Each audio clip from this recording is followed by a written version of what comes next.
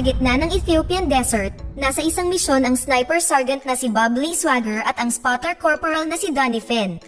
Sa sandaling iligpit na nila ang sasakyan ng kalaban na kanilang target, handa na sana silang umalis, ngunit biglang sumulpot ang ilang hukbo ng kaaway na hindi dapat naroroon. Habang nagpapaputok ang magkabilang panig, ginamit ni Bob ang kanyang hindi mapapantayang kasanayan sa sniper upang pumatay ng maraming kaaway hanggat maaari. Ngunit nang magsimulang sumabog ang mga bomba sa kanilang paligid, humiling sila ng extraction sa CIA.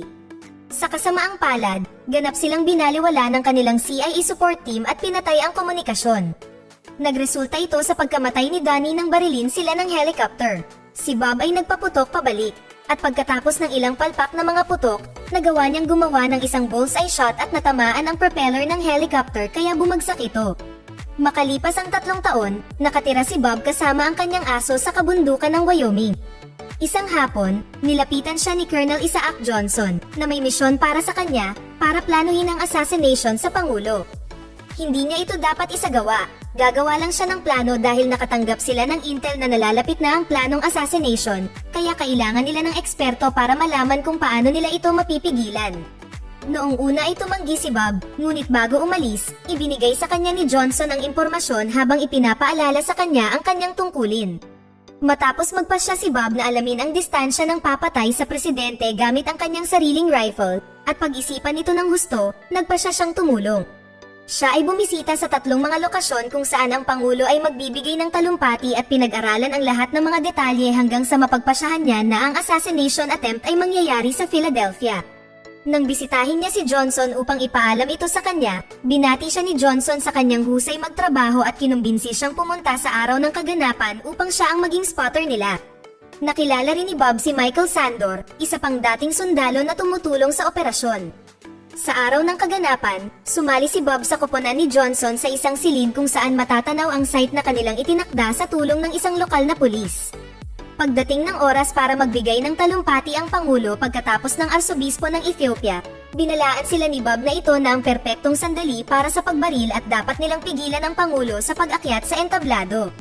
Gayunpaman, hindi sila nakinig sa kanya, sa halip, binaril ng pulis si Bob habang binaril ng misteryosong salarin ng presidente.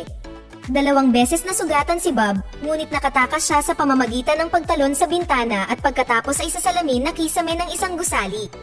Habang naglilinis ang koponan ni Johnson sa silid at iniwan lamang ang rifle ni Bob, tumatakbo si Bob sa mga kalye at natagpuan ang agent ng FBI na si Nick Memphis. Dahil si Nick ay isang baguhan, madali siyang dinisarmahan ni Bob at ipinosa siya sa isang rehas. Ninakaw din niya ang kanyang susi ng kotse habang sinasabi niya sa kanya na hindi siya ang bumaril. Ang lungsod ay mabilis na sinakop ng FBI at pulis na nagpadala pa ng mga helicopter upang habulin si Bob. Upang mawala sa paningin nila pansamantala, pumasok si Bob sa isang car wash at habang nililinis ang kotse, binutasan niya ang backseat para maabot ang trunk at kunin ang first aid kit na ginamit niya para gamutin ang kanyang mga sugat. Pagkatapos, bumalik siya sa lansangan, kung saan pagkatapos ng mahabang paghabol, natagpuan ni Bob ang kanyang sarili na napapalibutan. Dahil wala siyang ibang pagpipilian, inilagay niya ang kotse sa reverse at itinapon ito sa ilog. Makalipas ang ilang sandali, nang matagpuan ng FBI ang kotse, wala itong laman, si Bob ay nakatakas pala sa pamamagitan ng pagsakay sa isang bangka. Siya ay bumalik sa lupa sa kabilang panig ng ilog at nagawa niyang magnakaw ng isang truck na nagbigay daan sa kanya upang madaling malampasan ang mga nagpapatrolya. Samantala, ang larawan ni Bob ay lumabas sa buong balita. Pinag-uusapan din ang kabiguan ni Nick, kaya ipinaalam sa kanya ng kanyang amo na dadaan siya sa isang pagsusuri dahil sa kahihiyan na idinulot niya sa FBI. Naalala ni Nick na sinabi ni Bob na setup lang ang lahat, ngunit hindi siya pinaniwalaan ng kanyang amo at binalaan siya laban sa pagbibigay ng mga katangahang bagay sa kanyang ulat. Pagsapit ng gabi, huminto si Bob sa isang grocery store ngunit pinasok lamang niya ito pagkatapos putulin ang kuryente upang hindi siya makilala sa dilim. Sa sandaling makuha niya ang kailangan niya, pumasok siya sa isang mechanic shop upang magnakaw ng ilang mga kagamitan at gumamit ng banyo. Ginamit niya ang mga binili niyang gamit para makagawa ng improvised drug na itinurok niya sa braso. Balik tayo kay Nick, siya ay nilagay sa tungkulin sa telepono at nakatanggap siya ng tawag mula sa clerk ng grocery store na sa palagay niya ay maaaring si Bob ang lalaki na dumating kanina. Naniniwala si Nick sa kanya. Alam niyang ang mga binili ni Bob ay isang lumang paraan upang gamutin ang mga sugat, ngunit hindi siya sineryoso ng kanyang amo nang subukan niyang iulat ito. Gayunpaman, hindi pa rin sumuko si Nick at nagsimulang saliksikin ang lahat ng mga detalye ng insidente na iniisip na may kulang. Siya ay nagpalipas ng gabi sa kanyang opisina nang hindi natutulog at nang matagpuan siya roon ng kanyang katrabaho na si Lourdes Galindo sa umaga, sinabi niya sa kanya ang lahat ng mga ebidensya na kanyang natagpuan. Bilang kapalit, sinabi sa kanya ni Lourdes na ang pulis na bumaril kay Bob ay natagpuang patay, na higit pang nakakumbinsi at nagpapatunay sa teorya ni Nick. Matapos itago ang sarili bilang mekaniko, nagmaneho si Bob ng ilang oras hanggang sa makarating siya sa Kentucky at pinuntahan ang byuda ni Donnie na si Sarah Fenn. Hindi na sila nagkausap simula nang mamatay si Donnie, bagamat sumusulat si Bob sa kanya nang mangyari iyon at taon-taon ay nagpapadala sa kanya ng mga bulaklak, kaya naalala siya ni Sarah. Alam na rin niya ang balita kaya nag-aalangan siyang papasukin siya, ngunit nakumbinsi siya ni Bob na inosente siya nang sabihin ito sa kanya na mas gugustuhin niyang barilin siya kaysa umalis. Matapos ipaalam ni Sarah sa kanya na maayos ang presidente at ang arsobispo ng Ethiopia ang nabaril, binigyan siya ni Bob ng mahabang listahan ng mga supply na kailangan niyang bilhin para mapatch niya ito. Kasama sa mga supply ang napakaraming lata ng whipped cream, kung saan nilanghap ni Bob ang nitrous oxide gas sa loob, na nagpatombe sa kanya habang tinatahi siya ni Sarah. Kasabay nito, binisita ni Nick ang mga gusali na nakapalibot sa lugar ng insidente at nakakita ng mga marka ng tripod sa sahig ng isang lumang bell tower. Pagkatapos ay pumunta siya sa isang coffee shop upang makipag-chat sa ilang eksperto sa armas online na mabilis na nagsabi sa kanya tungkol sa remote-controlled na rifle na maaaring magamit sa ganoong sitwasyon.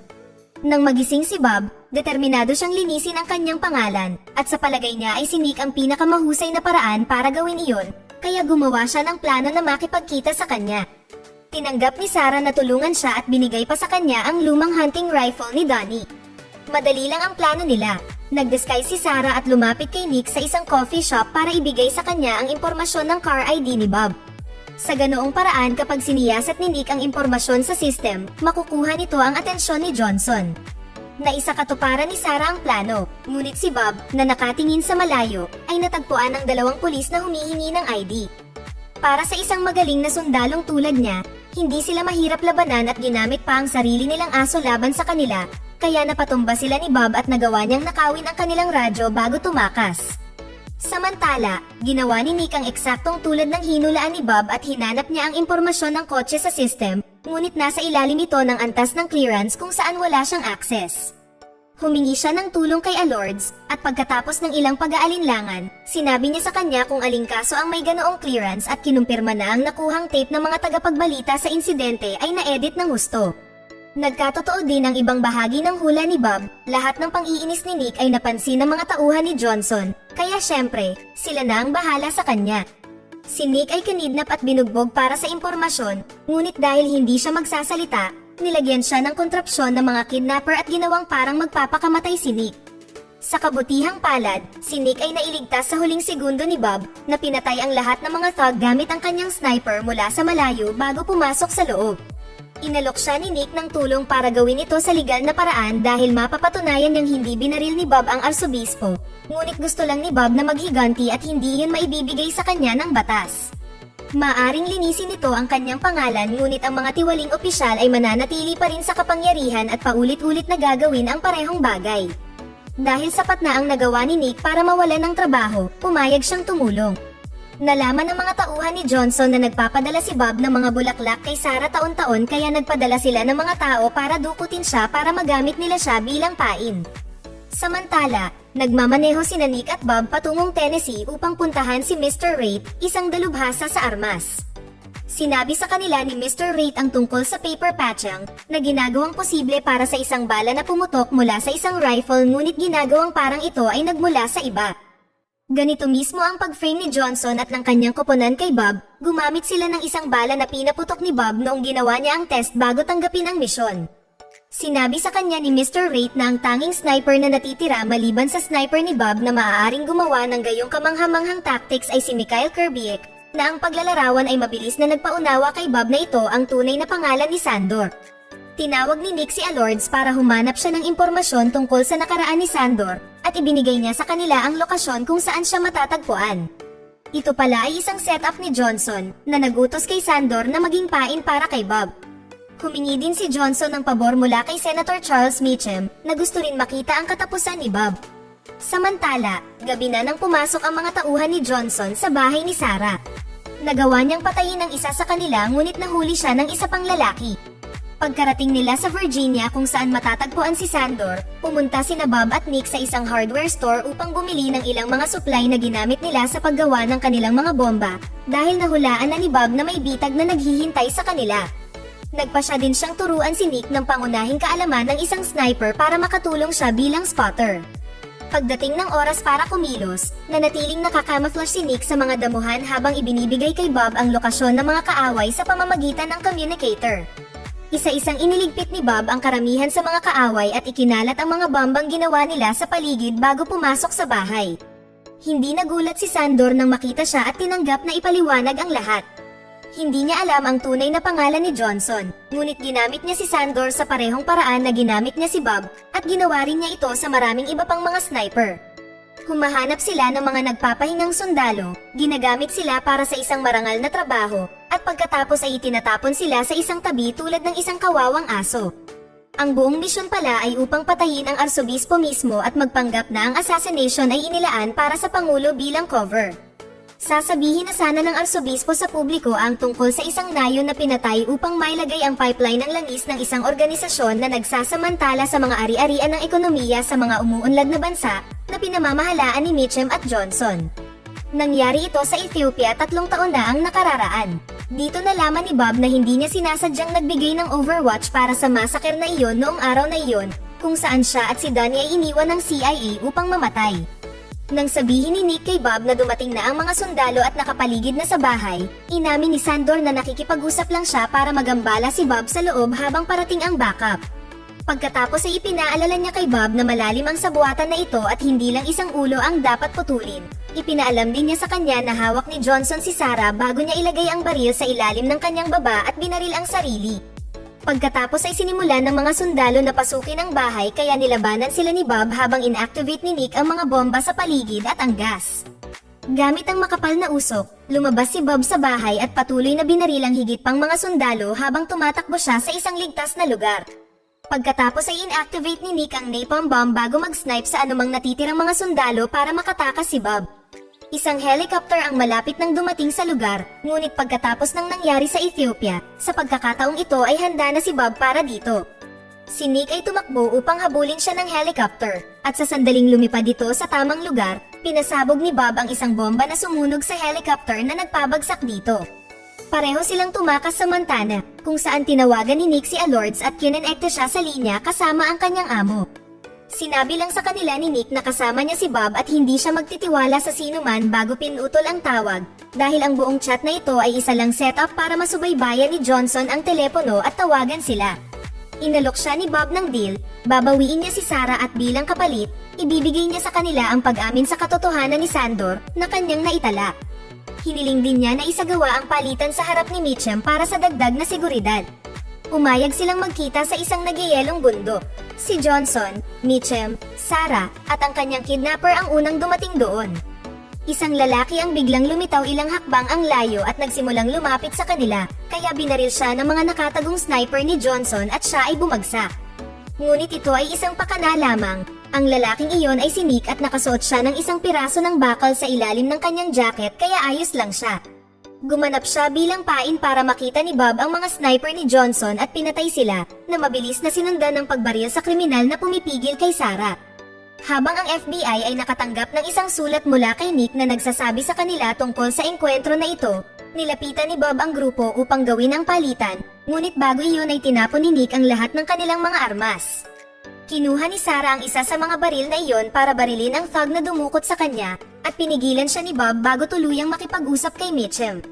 Ang lahat ng ito ay medyo walang kabuluhan. Pagkatapos mag-alok kay Bob ng trabaho, ipinaalala sa kanya ni Mitchum kung gaano kalalim ang katiwalian na tumatakbo sa sistema. Napagtanto kung gaano kawalang silbi ang kanyang ebidensya, nagpasya si Bob na sunugin ito bago dumating ang FBI upang arestuhin siya. Ilang araw pagkatapos ng lahat ng ito, sa Washington DC, pinahintulutan si Bob na makipagpulong sa Attorney General at mga pinuno ng FBI. Nandoon din sina Nick, Sarah, at Johnson. Hiniling ni Bob na dalhin ang kanyang rifle na natagpuan sa pinangyarihan ng krimen, at ngayon ay gagamitin niya ito upang patunayan ang kanyang pagka-inosente. Dahil pinapalitan ni Bob ang lahat ng mga firing pin sa kanyang baril sa tuwing aalis siya ng bahay, ang rifle na ito ay hindi bumabaril ng tama at ipinakita ito ni Bob sa pamamagitan ng pagpapaputok kay Johnson. Tinanggap ng Attorney General ang katibayan na ito at ipinagkaloob kay Bob ang kanyang kalayaan, ngunit hindi niya matatanggap ang kanyang akusasyon laban kina Mitchum at Johnson dahil wala siyang ebidensya. Agad na nagsalita si Nick at ipinakita sa kanya ang mga larawan ng massacre sa Ethiopia, ngunit sinabi ng Attorney General na wala siyang magagawa tungkol dito dahil wala ito sa kanilang jurisdiction. Maya-maya, si Mitchum, Johnson, at ang kanilang assistant ay nasa mountain cabin ng senador na nagtatawanan kung paano sila nakalusot sa kaso. Biglang bumagsak si Johnson dahil sa baril at sumabog ang kanilang sasakyan sa labas. Ito ay si Bob, na ngayon ay nasa pintuan at binaril ang security guard at pagkatapos ay ang assistant bago nilapitan si Mitchum. Nang ipaalala sa kanya ng senador na bahagi siya ng gobyerno ng US, eksaktong tumugon lang si Bob at pinatay din siya. Pagkatapos, inilagay niya ang kanyang baril sa kamay ni Johnson at binasag ang tubo ng gas, kaya sa sandaling umalis siya ng bahay, sumabog din ang gusali. Sa kalaunan ay narating ni Bob ang kalsada kung saan naghihintay sa kanya si Sarah sa isang kotse, kaya't sila ay umalis upang magsimula ng isang bagong buhay. Dito na nagtatapos ang kwento. Sana ay nagustuhan nyo. Mag-subscribe na kung hindi ka pa nakasubscribe. Pindutin na rin ang notification bell at like button upang matulungan ang channel, and leave a comment down below. And as always, thank you for watching.